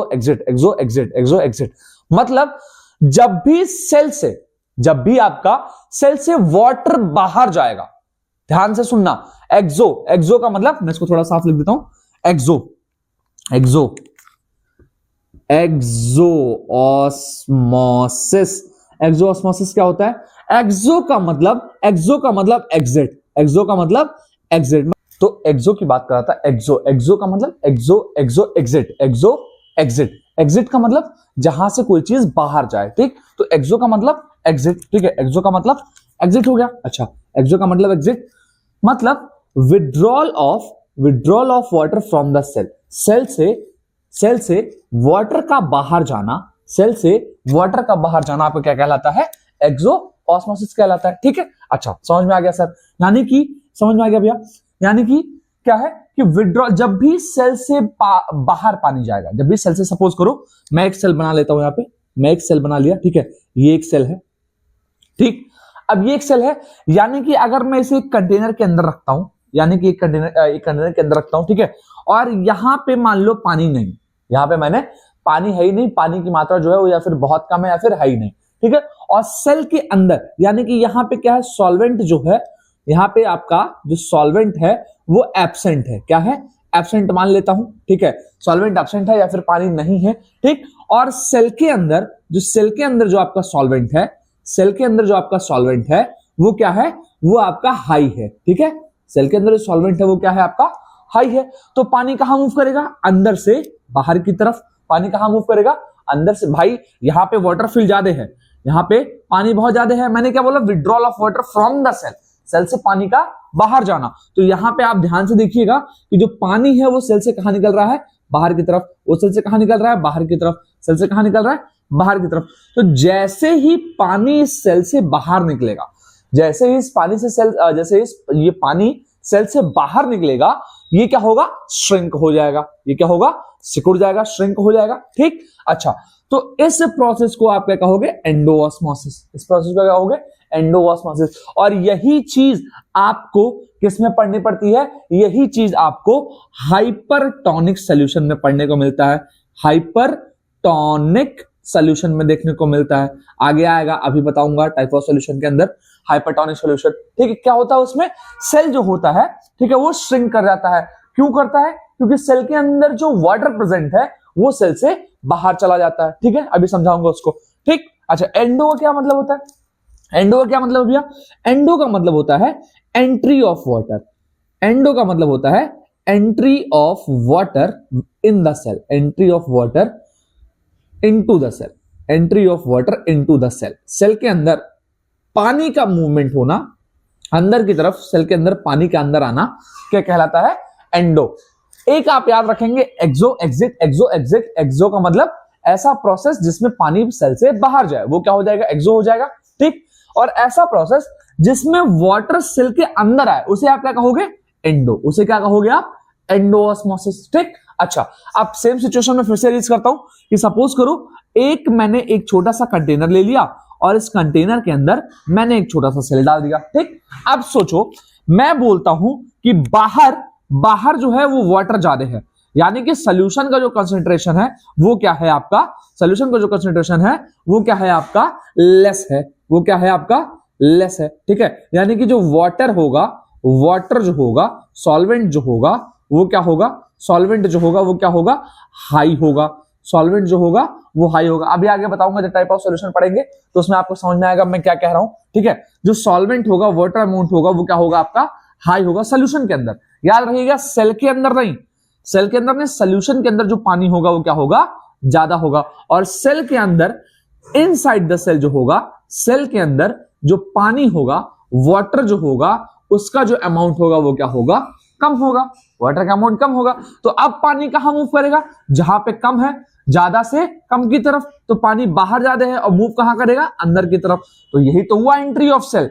एंट्री ऑफ सेल इसको क्या कहते हैं, एंडोऑस्मोसिस कहते हैं। तो जब पानी बाहर से अंदर की तरफ आएगा तो आप उसे क्या कहोगे, एंडोऑस्मोसिस कहोगे। ठीक, और इस एंडोऑस्मोसिस में क्या होता है, ये जो सेल होता है आपका, ये जो सेल होता है वो स्वेल कर जाता है। वो क्या कर जाता है, स्वेल कर जाता है, मतलब फूल जाता है।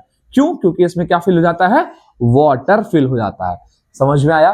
तो एंडो एंड एक्सोऑस्मोसिस आई होप आपको क्लियर हो गया होगा। एंडो का मतलब जब वाटर सेल के अंदर मूव करता है, ठीक है, तो उसे आप क्या कहोगे, एंडोऑस्मोसिस। और जब वाटर आपका सेल से बाहर की तरफ मूव करता है तो उसे आप क्या कहोगे, एक्सोऑस्मोसिस कहोगे। समझ में आया, इतना क्लियर है। चलिए आगे देखते हैं।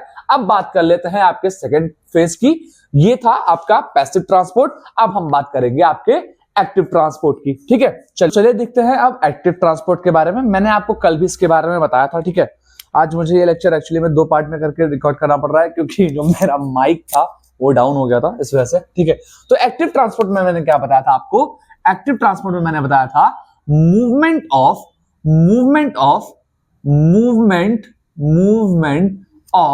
substance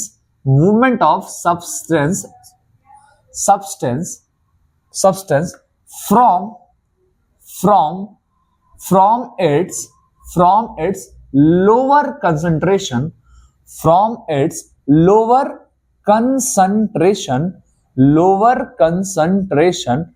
lower concentration to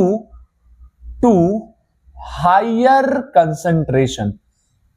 गलत हो गया क्या, from its lower concentration to higher concentration. ठीक है भैया, समझ में आ गया। उसमें क्या था, उसमें आपका हायर कंसंट्रेशन से लोअर कंसंट्रेशन की तरफ मूव कर रहा था पैसिव ट्रांसपोर्ट में। और एक्टिव में क्या हो रहा है, सब्सटेंस का जो मूवमेंट हो रहा है वो कहां से कहां हो रहा है, लोअर टू हायर हो रहा है। ठीक है, और क्या बताया था, इट रिक्वायर्ड एनर्जी। इसको किसकी जरूरत पड़ती है, एनर्जी की जरूरत पड़ती है।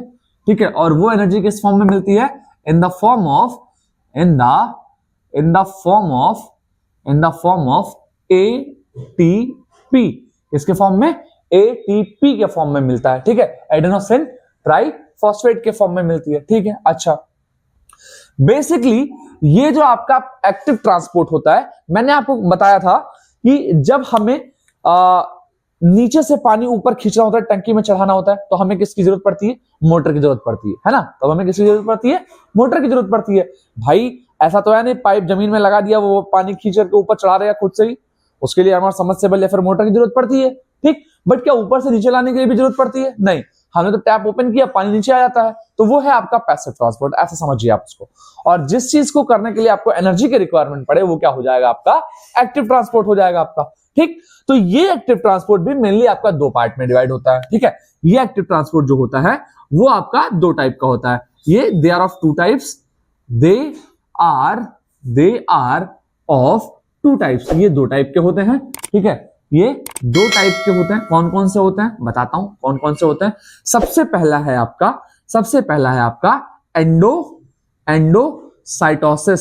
साइटोसिस ये क्या होता है भैया? एंडोसाइटोसिस क्या होता है बताता हूं, धैर्य रखिए। ठीक है, और दूसरा होता है आपका एक्सोसाइटोसिस। भैया ये तो पिछले वाले की तरह मिलता हुआ लग रहा है, एंडोऑस्मोसिस और एक्सोऑस्मोसिस की तरह। हाँ बिल्कुल ठीक है, तो ये होता है एक्सोसाइटोसिस, ये होता है आपका एक्सोसाइटोसिस। तो ये एंडोसाइटोसिस और एक्सोसाइटोसिस ये आपके मेनली दो पार्ट होते हैं। ठीक है, एक्टिव ट्रांसपोर्ट का। जैसे कि आपका पैसिव ट्रांसपोर्ट था, उसके दो पार्ट थे, डिफ्यूजन और ऑस्मोसिस। और ऑस्मोसिस का बेसिकली आपका दो पार्ट था, एक था आपका एंडोऑस्मोसिस और दूसरा था आपका एक्सोऑस्मोसिस। ठीक है, तो एंडोऑस्मोसिस क्या होता है? एंडोऑस्मोसिस और एक्सोऑस्मोसिस हमने पढ़ लिया है पैसिव ट्रांसपोर्ट के अंदर। अब हमें पढ़ना है एक्टिव ट्रांसपोर्ट में एंडोसाइटोसिस और एक्सोसाइटोसिस। तो ये एंडोसाइटोसिस और एक्सोसाइटोसिस क्या होता है? ध्यान से सुनिएगा इसको। ठीक है, ध्यान से सुनिएगा इसको। क्या कहते हैं इसे? Injection of into the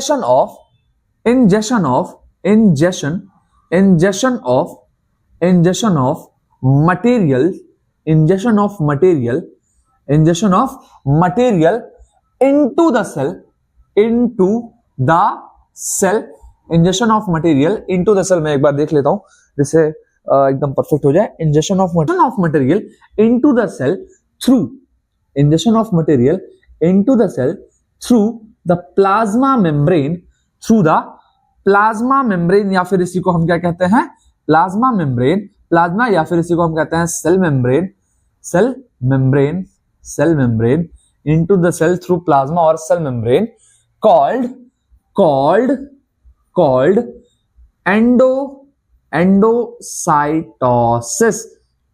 endocytosis. मतलब क्या है भैया कि इंजेक्शन, मतलब इंजेक्शन का मतलब होता है कि इंटेक ऑफ फूड या फिर intake of material into the cell. Cell के अंदर किसी चीज का जाना, सॉलिड का, लिक्विड का, या फिर सॉलिड लिक्विड का। ठीक है, कोई भी चीज का सेल के अंदर जाना, कोई भी चीज का सेल के अंदर जाना, इंजेक्शन होना किसी भी मटेरियल का, वो क्या कहलाता है? आपका एंडोसाइटोसिस कहलाता है। अच्छा ठीक है भैया, नेक्स्ट आपने क्या बोला?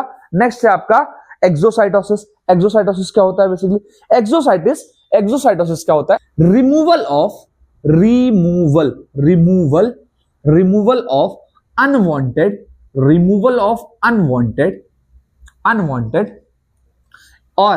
अनवांटेड और harmful substance, removal of unwanted or harmful substance from the cell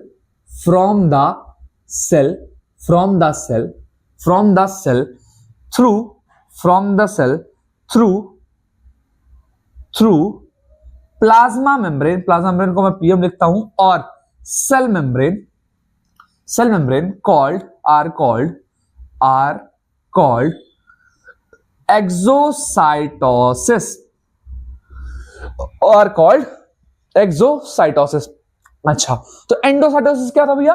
endocytosis का मतलब इंजेक्शन ऑफ मटेरियल, मतलब सॉलिड, लिक्विड या गैस का किसी भी फॉर्म में मटेरियल्स का या किसी भी चीज का बॉडी के अंदर आना, सेल के अंदर आना, उसे आप क्या कहोगे?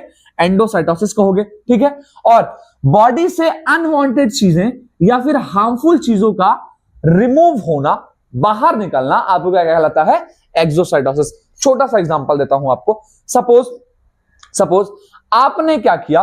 आपने कोई भी फूड इंटेक किया, ठीक है, फूड को इंटेक किया, इंटेक करने के बाद आपने उसको डाइजेस्ट किया, डाइजेस्ट करने पर उसका जो न्यूट्रिशन था वो न्यूट्रिशन आपके सेल ने एब्जॉर्ब कर लिया, ठीक है, न्यूट्रिशन को एब्जॉर्ब किया फूड के फॉर्म में, ठीक है। अच्छा, अब उस न्यूट्रिशन को वो क्या करेगा, वो यूज करेगा, उस न्यूट्रिशन को वो यूज करेगा, रिस्पायरेशन होगा, यूज करने के बाद उससे क्या निकलेगा, एनर्जी निकलेगी, ठीक है। उससे क्या मिलेगा, जो वो फूड आपने खाया है, मैं फूड कहता हूं उसे, फूड से आपको क्या मिली, एटीपी मिला, एनर्जी मिला, ठीक है, प्लस उसके साथ आपको ऑक्सीजन मिला और उसके साथ आपको कार्बन डाइऑक्साइड मिला, ठीक। तो ये जो कार्बन डाइऑक्साइड मिल रहा है, ये जो कार्बन डाइऑक्साइड मिल रहा है, ये तो आपके लिए वेस्ट है ना। वेस्ट मतलब ये आपका हार्मफुल सब्सटेंस है, ये आपका हार्मफुल सब्सटेंस है। हार्मफुल मतलब क्यों भैया, अगर इसे बॉडी से बाहर नहीं निकाला तो डेथ भी हो सकती है। हां, अगर कार्बन डाइऑक्साइड की मात्रा आपकी बॉडी में बढ़ती है तो आपकी डेथ भी हो सकती है। आप ऐसे करके देख सकते हो, आप अपने नोज को और माउथ को दोनों को एक साथ बंद करिए, कुछ टाइम के बाद आपको सफोकेशन होने लगेगा। वो क्यों होता है, क्योंकि आपकी बॉडी के अंदर कार्बन डाइऑक्साइड की मात्रा धीरे धीरे धीरे धीरे क्या होती है, बढ़ने लगती है, इस वजह से, ठीक। तो जो भी आपने फूड को इंटेक किया, ठीक है, जो भी फॉर्म में या फिर जो भी ऑक्सीजन वगैरह जो भी आपने इंटेक किया, वो क्या हो जाएगा, इंजेक्शन पार्ट हो जाएगा, वो आपका इंजेक्शन पार्ट हो जाएगा, ठीक है। यानी कि उसमें क्या हो जाएगा, एंडोसाइटोसिस हो जाएगा, और उससे जो आपका प्रोडक्ट बना है ये कार्बन डाइऑक्साइड, ये कार्बन डाइऑक्साइड क्या हो जाएगा आपका, ये कार्बन डाइऑक्साइड आपका हार्मफुल सब्सटेंस हो जाएगा। यानी कि इसका बॉडी से बाहर निकलना सबसे इंपॉर्टेंट होगा। और अगर ये कार्बन डाइऑक्साइड आपका बाहर नहीं निकलेगा तो आपकी डेथ भी हो सकती है। याद रखिएगा एक चीज, कोई भी हार्मफुल सब्सटेंस अगर आपकी बॉडी के अंदर है तो अगर उसे बाहर नहीं निकालोगे यानी आपकी डेथ भी हो सकती है, आपको कई सारी बीमारियां भी हो सकती हैं। क्लियर है, ठीक है।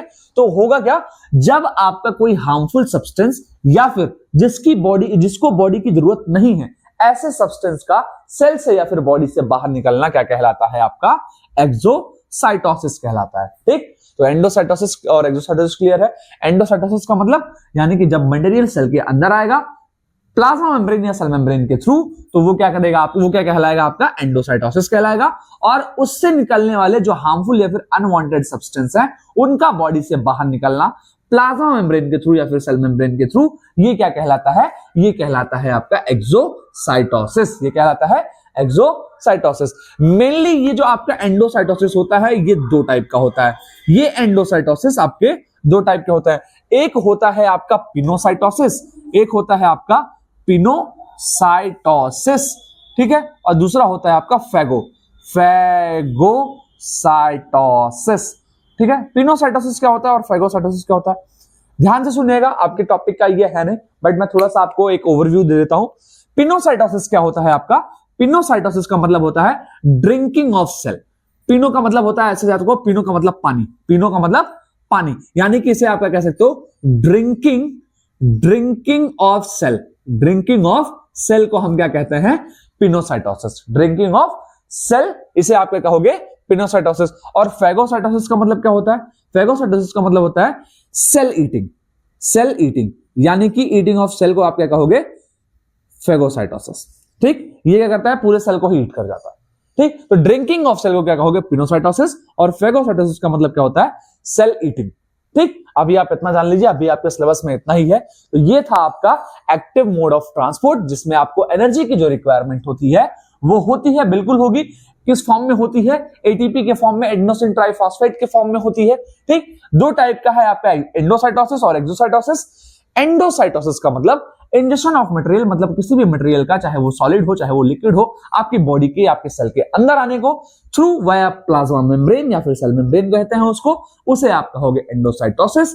और उससे निकलने वाले जो प्रोडक्ट्स हैं, हार्मफुल प्रोडक्ट्स हैं या अनवांटेड प्रोडक्ट्स हैं, या बॉडी के अंदर कोई भी अनवांटेड या फिर हार्मफुल सब्सटेंस है, उसका बॉडी से बाहर निकलना सेल मेम्ब्रेन के थ्रू या फिर प्लाज्मा मेम्ब्रेन के थ्रू, वो कहलाएगा आपका एक्सोसाइटोसिस, ठीक है। और ये एंडोसाइटोसिस आपका मेनली दो टाइप का होता है। अगर ये लिक्विड का इंटेक करता है तो इसे क्या कहेंगे, पिनोसाइटोसिस कहेंगे। और अगर ये सॉलिड फॉर्म में फूड को इंटेक करता है तो आप इसे कहोगे फैगोसाइटोसिस कहोगे। क्लियर है इतना?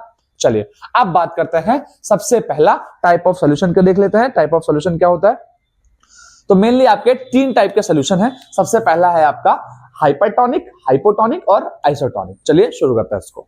तो चलिए शुरू करते हैं टाइप ऑफ सॉल्यूशन के बारे में। टाइप ऑफ सॉल्यूशन क्या होता है, सबसे पहले जान लेते हैं कि सॉल्यूशन किसे कहेंगे। ठीक है, तो अगर हमें बताना हो या हमसे कोई पूछता है कि सॉल्यूशन किसे कहेंगे भैया, सॉल्यूशन क्या होता है, सॉल्यूशन क्या होता है, तो सिंपल वर्ड्स में हम उसे क्या रिप्लाई करेंगे, सिंपल वर्ड्स में क्या कहेंगे उसे हम कि क्या कहेंगे इसे हम कि it is a mixture of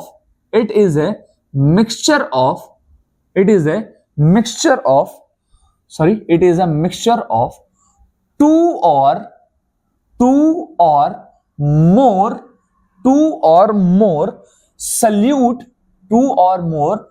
solute particles into solvent two or more solute into solvent are called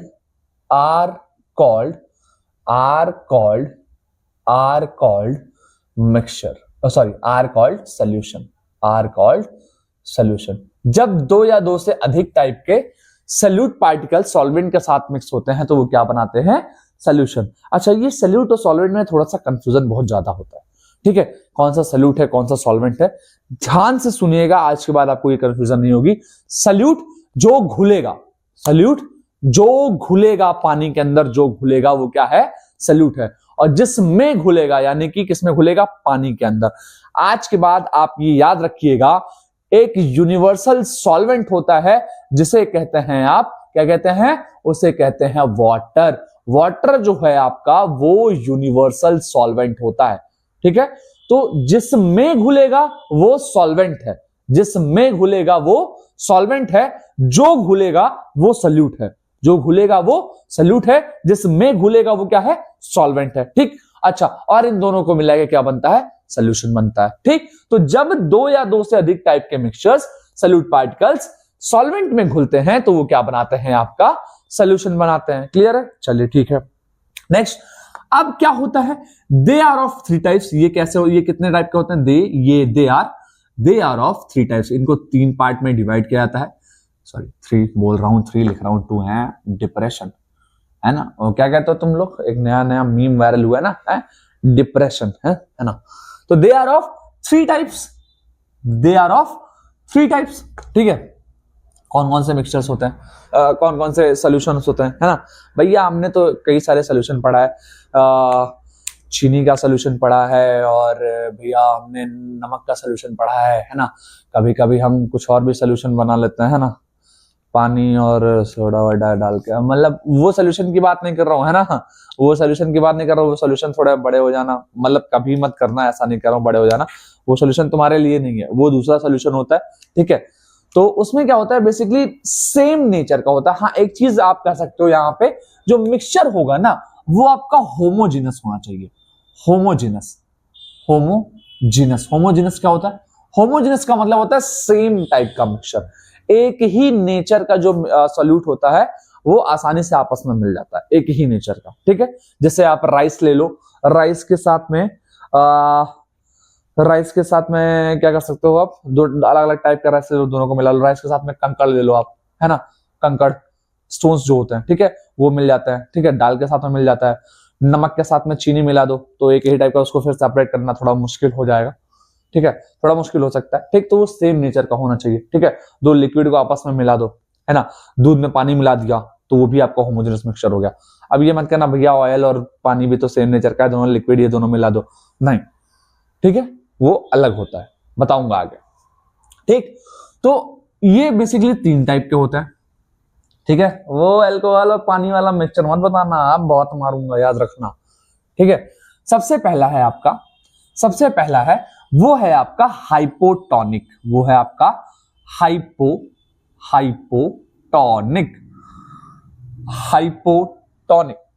ये क्या होता है भैया, बताऊंगा, धैर्य रख, बताऊंगा, सब बताऊंगा।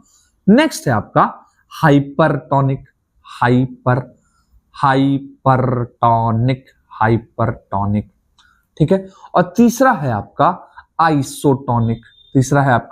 आइसोटोनिक। अब ये तीन क्या चीजें हैं, ये क्या चीजें बता दी भैया आपने, है ना।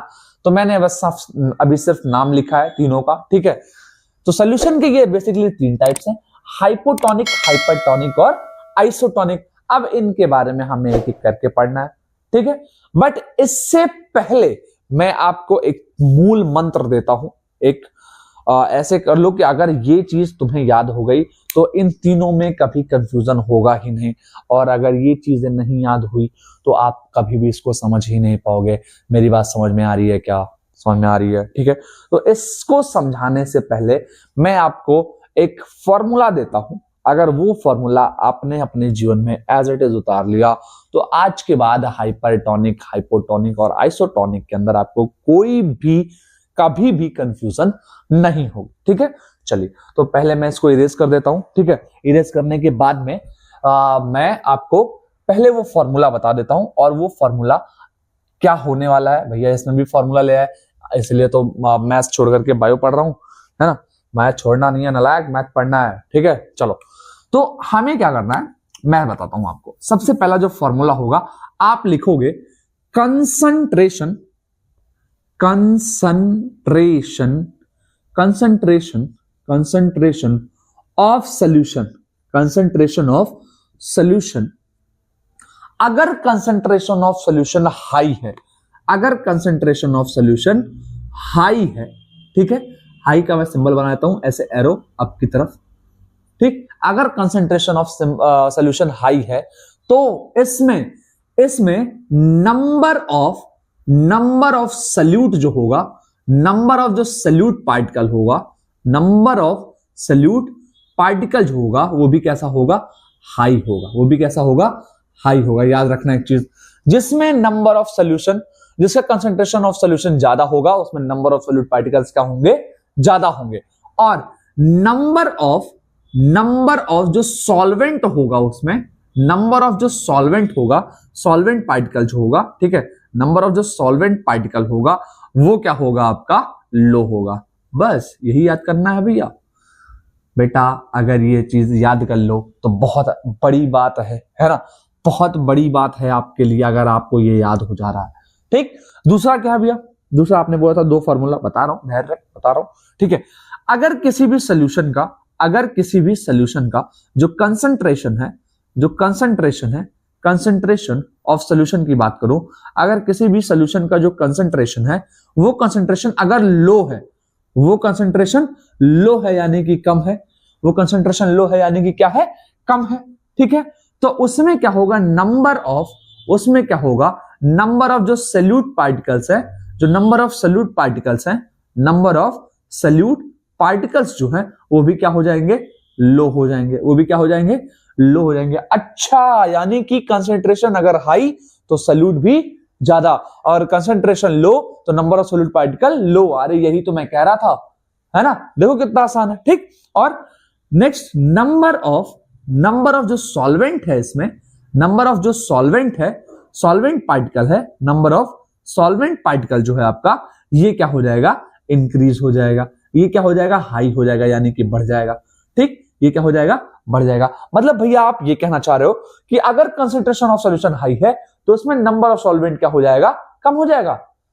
यानी कि अगर हमें कहना है तो हम ऐसे कह सकते हैं, अगर number of concentration of solution जो है, अगर कंसंट्रेशन ऑफ सॉल्यूशन हाई है तो उसमें नंबर ऑफ सॉल्यूट क्या हो जाएगा?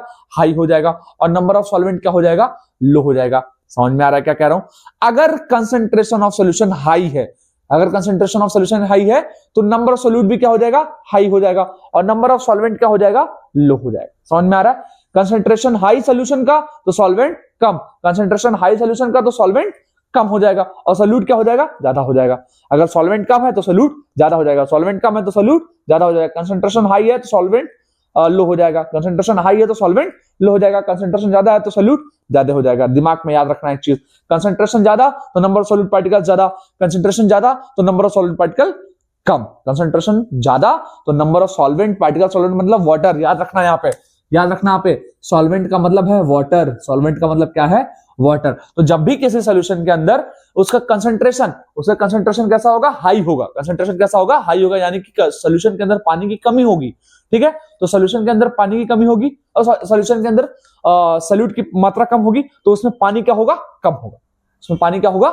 कम होगा, ठीक। तो यानी कि कंसंट्रेशन हाई सोल्यूशन का कंसंट्रेशन हाई तो नंबर ऑफ सोल्यूट पार्टिकल्स भी हाई और नंबर ऑफ सॉल्वेंट पार्टिकल कम, यानी कि पानी क्या हो जाएगा, कम हो जाएगा। और अगर कंसंट्रेशन लो है, अगर कंसंट्रेशन लो है सोल्यूशन का, सोल्यूशन की बात कर रहा हूं, अगर कंसंट्रेशन लो है सोल्यूशन का तो उसमें नंबर ऑफ सोल्यूट पार्टिकल भी क्या हो जाएंगे, लो हो जाएंगे, और सॉल्वेंट पार्टिकल क्या हो जाएगा, ज्यादा हो जाएगा। यानी कि भैया अगर कंसंट्रेशन लो है तो सॉल्वेंट बढ़ जाएगा और अगर कंसंट्रेशन ज्यादा है तो सॉल्वेंट कम हो जाएगा। समझ में आया इतनी बात, ध्यान से सुन लो। कंसंट्रेशन ज्यादा तो नंबर ऑफ सॉल्वेंट कम, कंसंट्रेशन कम तो नंबर ऑफ सॉल्वेंट ज्यादा।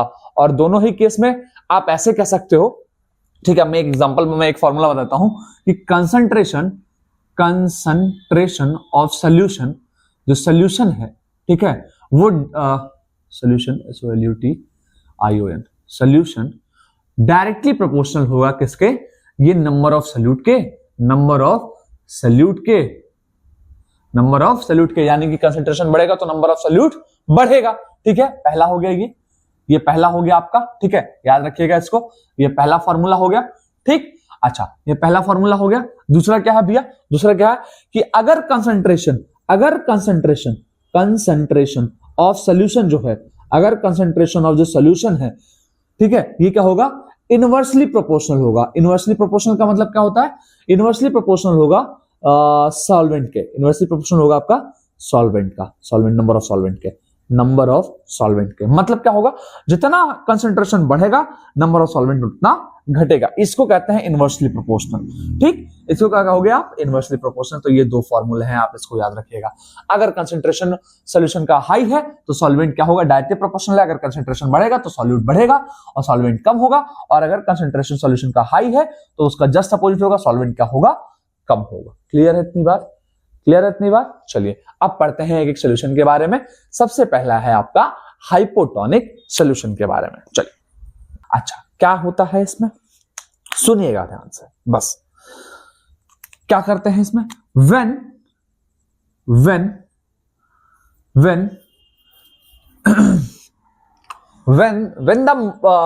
movement of molecule, when movement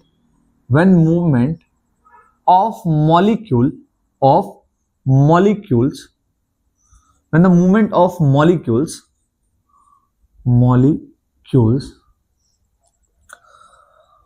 from its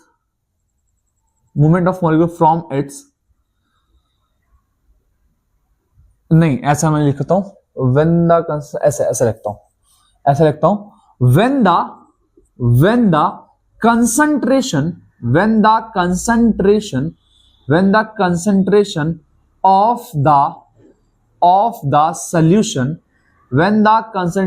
of the solution, when the concentration of the solution outside the cell, when the concentration of the solution outside the cell is, क्या होगा, hypo का मतलब होता है swell करना। Hypo का क्या मतलब होता है, स्वेल करना। यानी कि अगर बाहर कंसंट्रेशन अगर हाई होगा तो वहां पे सॉल्वेंट पार्टिकल क्या होगा, कम हो जाएगा, यानी कि पानी की तो कमी हो जाएगी। तो भैया यहाँ पे क्या होगा, तो यहाँ पे क्या होगा, outside the cell is less. क्या होगा, outside the cell is less, यानी कि सेल के जो बाहर का कंसंट्रेशन है, सेल के बाहर का जो सोल्यूशन का कंसंट्रेशन है वो कैसा है, लेस है। और अगर लेस है यानी कि उसमें सॉल्वेंट पार्टिकल क्या हो जाएंगे, ज्यादा हो जाएंगे। ठीक, तो when the concentration of the solution outside the cell is less, then क्या होगा, then water move from its higher concentration to the lower concentration, from its higher concentration to lower concentration. Water move from its higher concentration to lower concentration, from its higher concentration to lower concentration. अच्छा, क्या बताया आपने भैया, ये चीज समझ में नहीं आई, बताता हूं, सुनो ध्यान से। अगर बाहर का कंसंट्रेशन यानी कि सॉल्यूशन का जो कंसंट्रेशन है वो कम है, सेल के अंदर का जो कंसंट्रेशन है वो तो हाई है, समझ में आ रहा है। सुनो मेरी बात, देखो मैं एक छोटा सा फिगर बनाता हूं, ठीक है। यहां पे मैंने क्या किया, यहां पे मैंने एक किशमिश ले ली। रेजेंस का नाम सुना होगा आपने, रेजेंस, ठीक है, RAISINS, रेजेंस, ठीक है। रेजेंस क्या होता है, किशमिश होती है, ठीक है। अच्छा, सूखा हुआ किशमिश है। और बाहर क्या किया मैंने, बाहर मैंने पानी ज्यादा कर दिया, बाहर मैंने क्या कर दिया, पानी ज्यादा कर दिया, बाहर क्या कर दिया, पानी में इसको डाल दिया, ठीक है। यानी कि सॉल्यूशन का अगर हम कंसंट्रेशन देखें, कंसंट्रेशन ऑफ, अगर सॉल्यूशन की बात करें, कंसंट्रेशन ऑफ सॉल्यूशन की बात करें, तो वो क्या होगा, लेस होगा। भाई अगर लेस नहीं होगा, ठीक है, अगर लेस नहीं होगा तो उसमें सॉल्वेंट ज्यादा कैसे होगा, है ना, लेस होगा तभी ना उसमें जो नंबर ऑफ सॉल्वेंट होगा, नंबर ऑफ जो सॉल्वेंट होगा, सॉल्वेंट जो होगा वो क्या होगा, हाई होगा। और अगर नंबर ऑफ सॉल्वेंट हाई होगा तो इसमें नंबर ऑफ सॉल्यूट क्या हो जाएगा, नंबर ऑफ सॉल्यूट क्या हो जाएगा, नंबर ऑफ सॉल्यूट क्या हो जाएगा, वो लो हो जाएगा, है ना। आपको याद होगा कि अगर कंसंट्रेशन लो था तो नंबर ऑफ सॉल्यूट भी लो था, क्योंकि डायरेक्टली प्रोपोर्शनल था, ठीक। और सॉल्वेंट क्या हो जाएगा, हाई हो जाएगा। यानी कि यहां पे जो वाटर है सॉल्यूशन में वो क्या है, ज्यादा है, वो क्या है, ज्यादा है। वाटर में सॉल्यूशन क्या है, ज्यादा है, ठीक है। अच्छा, और इस सेल के अंदर, उस किशमिश के अंदर, इस किशमिश के अंदर जो पानी होगा, जो सॉल्वेंट होगा, वाटर जो होगा वो क्या होगा, वाटर क्या होगा, कम होगा, वाटर क्या होगा, कम होगा, है ना, वाटर क्या होगा, कम होगा। लिख देता हूं उसको, वाटर क्या होगा, कम होगा। तो अब बताओ मूवमेंट कहां होगा। अब देखो ध्यान से, यही चीज मैंने लिखी है, concentration of solution outside the cell, cell के बाहर का जो कंसंट्रेशन है सॉल्यूशन का वो कैसा है, लेस है। कैसा है, लेस है। तो पानी कहां मूव करेगा, अपने हायर कंसंट्रेशन से लोअर कंसंट्रेशन की तरफ। मतलब पानी जहां ज्यादा है वहां से वो कहां मूव करेगा, अंदर की तरफ मूव करेगा। वहां से कहां मूव करेगा, अंदर की तरफ। तो पानी बाहर ज्यादा है और वो कहां मूव करेगा, सेल के अंदर। कहां मूव करेगा, सेल के अंदर, किशमिश के अंदर मूव करेगा, है ना, ठीक। अच्छा, अब जब किशमिश के अंदर मूव करेगा तो क्या ये हमें कुछ ऐसे दिखाई देगा, है ना। जब सुबह हम देखेंगे इसको तो क्या ये हमें कुछ ऐसे दिखाई देगा, जो हमने पतला सा किशमिश डाला था, जो हमें पतला सा किशमिश डाला था इस पानी के अंदर, जो हमने पतला सा किशमिश डाला था इस पानी के अंदर, ठीक है, इस पानी के अंदर, वो क्या हो जाएगा भाई, वो तो स्वेल कर जाएगा, बिल्कुल स्वेल कर जाएगा, है ना। वो क्या कर जाएगा, स्वेल कर जाएगा। क्यों स्वेल किया है, क्यों स्वेल किया, क्योंकि इसमें क्या फील हो गया, इसमें क्या फील हो गया, ये क्या हो जाएगा, ये स्वेल हो जाएगा। ये क्या हो जाएगा, स्वेल हो जाएगा। Swelling in raisin, swelling in raisins, RAISINS, raisins, raisin swell कर जाएगी। क्यों, due to entry of water, entry of water की वजह से ये सेल कैसा हो जाएगा, स्वेल हो जाएगा, ठीक। अच्छा, अगर याद हो मैंने थोड़ी देर पहले आपको बताया था entry of water into the cell क्या कहलाता है, entry of water into the cell क्या कहलाता है, entry of water into the cell क्या कहलाता है, एंडोऑस्मोसिस। क्या कहलाता है, एंडोऑस्मोसिस। क्या कहलाता है, एंडोऑस्मोसिस। समझ में आया, ठीक। तो हाइपोटोनिक सॉल्यूशन में आपका क्या होता है, एंडोऑस्मोसिस का प्रोसेस होता है, जिसमें जो वाटर होता है वो सेल के अंदर आता है और उसकी वजह से जो सेल होता है वो स्वेल अप कर जाता है, उसकी साइज इंक्रीज कर जाती है, ठीक। तो जब सॉल्यूशन का कंसंट्रेशन उस सेल से बाहर का कम होगा तो जो वाटर होगा वो अपने हायर कंसंट्रेशन से लोअर कंसंट्रेशन की मूव करेगा। तो हायर कंसंट्रेशन यानी सॉल्यूशन में पानी ज्यादा है और सेल के अंदर पानी कम है, तो पानी कहां मूव करेगा, सॉल्यूशन से सेल के अंदर मूव करेगा। किस प्रोसेस के थ्रू, एंडोऑस्मोसिस के थ्रू। इसके थ्रू, एंडोऑस्मोसिस के थ्रू होगा, ठीक है। चलिए, ये तो समझ में आ गया भैया, क्लियर है इतना, ठीक।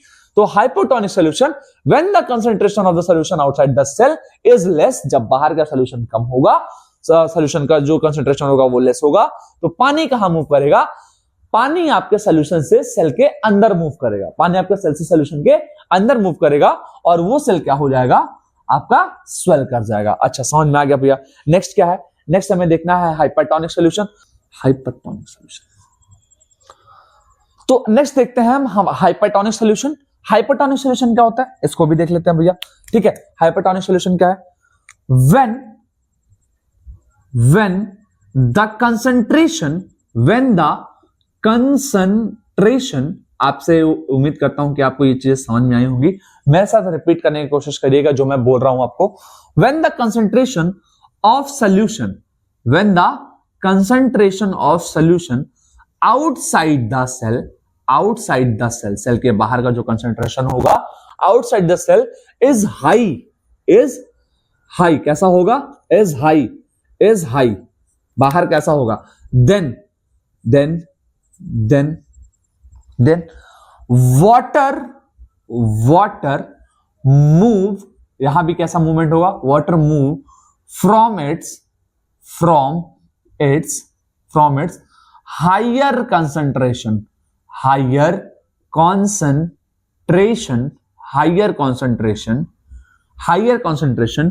to lower concentration, higher concentration से लोअर कॉन्सेंट्रेशन की तरफ आएगा। ठीक, हायर कॉन्सेंट्रेशन से लोअर कॉन्सेंट्रेशन की तरफ आएगा। तो भैया दोनों में डिफरेंस क्या हुआ? पिछले में मैंने बताया था कि जो बाहर का सोल्यूशन है, जो बाहर का कंसंट्रेशन ऑफ सोल्यूशन है, वो कैसा था? लेस था। और यहां पे कैसा है? यहां पे आपका हाई है। तो उससे ये फर्क नहीं पड़ेगा कि आपका मूवमेंट ऑफ वाटर चेंज हो जाएगा, नहीं, वो आपका हायर से लोअर की तरफ ही जाएगा। ठीक है, सुनिएगा ध्यान से और समझिएगा। देखिए, अब मैं फिर से एक एग्जांपल ले लेता हूं और यहां पे इस बार मैंने ग्रैप्स को डाल दिया। ठीक है, यहां पे मैंने इस बार ग्रैप्स को डाल दिया, GRAPES, ग्रैप्स। ठीक, अंगूर तो देखा होगा ना, अंगूर है ना, इस समय सीजन भी चल रहा है।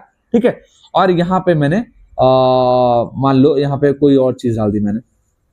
ठीक है, वाटर नहीं लिया इस बार, मैंने किसी और चीज में इसको डाल दिया।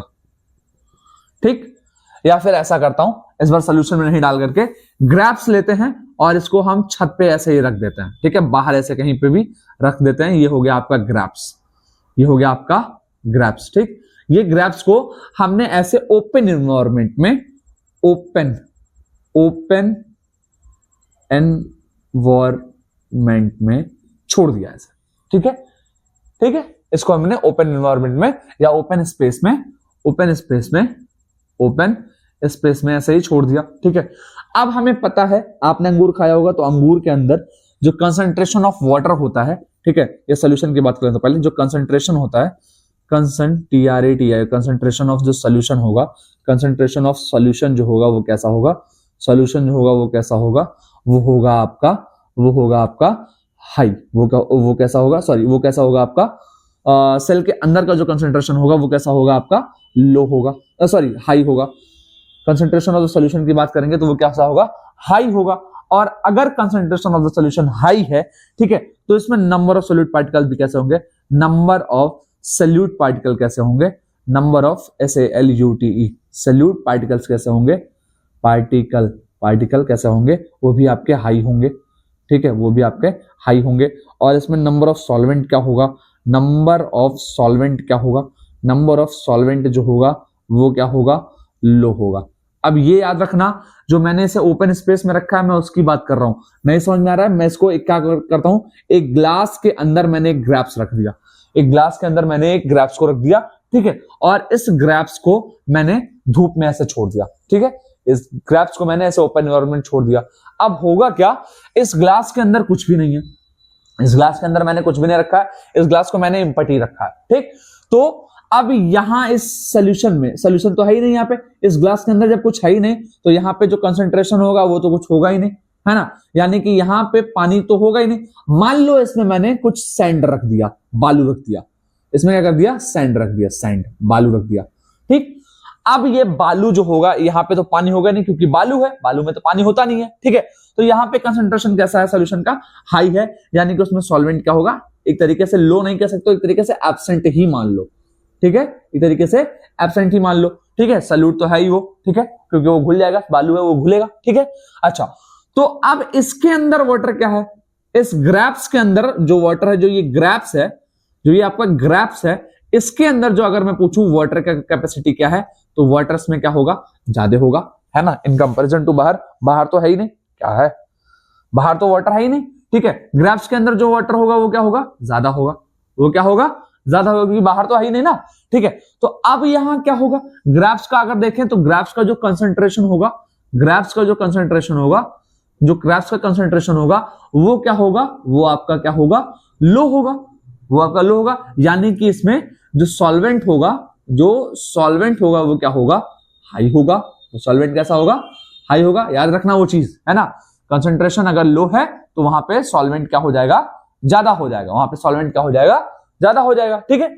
यानी कि सेल के अंदर, ग्राफ्स के अंदर पानी ज्यादा है और बाहर सोल्यूशन के अंदर पानी कम है। तो अब बताओ यहां से मूवमेंट कहां पे होगी, यहां से मूवमेंट कैसे होगी, तो यहां से जो मूवमेंट होगा वो आपका सेल से जो वाटर होगा वो सराउंडिंग मूव करेगा। सेल से वाटर जो होगा वो आपके सोल्यूशन, इसमें जो बाहर का एरिया है उस मूव करेगा और सेल जो हो जाएगा वो श्रिंक कर जाएगा। जो ग्राफ्स होगा आपका, वो जो ग्राफ्स होगा, जो ग्राफ्स होगा, grapes get shrink, grapes get SHRINK, grapes जो होगा वो क्या हो जाएगा, श्रिंक हो जाएगा, सिकुड़ जाएगा। क्यों, ड्यू टू एग्जिट ऑफ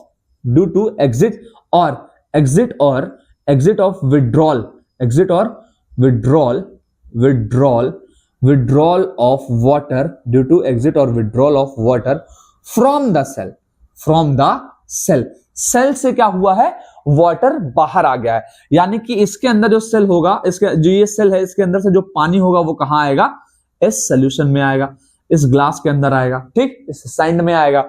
और उससे क्या होगा, ये जो आपका सैंड है, ये जो आपका सैंड है, इसमें आपका पानी मूव कर जाएगा और ये ग्राफ्स जो होगा वो क्या कर जाएगा, ये ग्राफ्स जो होगा वो आपका श्रिंक कर जाएगा, सिकुड़ जाएगा। तो याद करो मैंने बताया था, जो आपका वाटर एग्जिट होता है, जो आपका वाटर एग्जिट होता है, सेल से बाहर जब वाटर निकलता है तो उसे आप क्या कहते हो, उसे आप कहते हो एक्सोसाइटोसिस। क्या कहते हो उसे, एक्सोसाइटोसिस। यानी कि हाइपरटोनिक सॉल्यूशन के अंदर कौन सा प्रोसेस होता है, एक्सोसाइटोसिस होता है, जिसकी वजह से जो सेल होता है, सेल क्या करता है, श्रिंक कर जाता है। जो सेल होता है वो क्या कर जाता है, श्रिंक कर जाता है, सिकुड़ जाता है, ठीक। तो यहां पे जो सॉल्यूशन का कंसंट्रेशन है वो कैसा है, सेल के कंपैरिजन में हाई है। इसी वजह से इसमें जो वाटर मॉलिक्यूल्स हैं वो क्या हो जाएंगे, लो हो जाएंगे। मैंने यहाँ पे आपका सैंड रख दिया था, बालू रख दिया था, ठीक। और ग्राफ्स के अंदर जो पानी होगा वो ज्यादा होगा क्योंकि उसका कंसंट्रेशन कैसा होगा, उसका जो कंसंट्रेशन होगा वो आपका लो होगा, जिसकी वजह से इसमें जो सॉल्वेंट पार्टिकल होंगे, वाटर जो होगा वो आपका हाई हो जाएगा। और पानी अपने हायर कंसंट्रेशन से लोअर कंसंट्रेशन की मूव करता है, तो सेल के अंदर से पानी कहां आएगा, उस ग्लास के अंदर आएगा, उस सैंड के अंदर आएगा।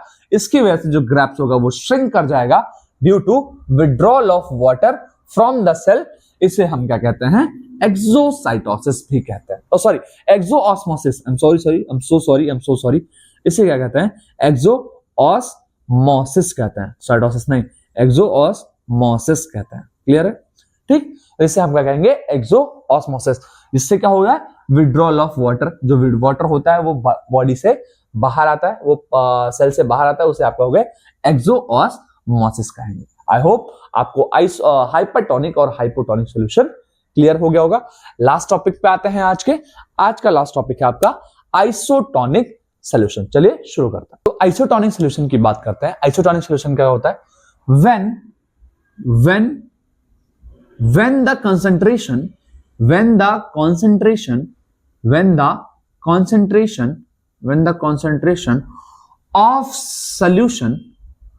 the concentration of the solution in both medium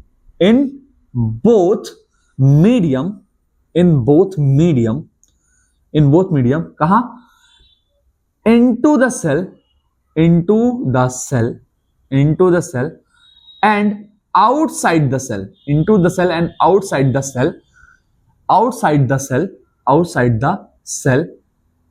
is equal, मतलब बाहर और अंदर दोनों में जो कंसंट्रेशन ऑफ सॉल्यूशन है वो क्या है, इक्वल है, are called isotonic, isotonic solution. क्या कहते हैं इसे, आइसोटोनिक सॉल्यूशन कहते हैं, ठीक।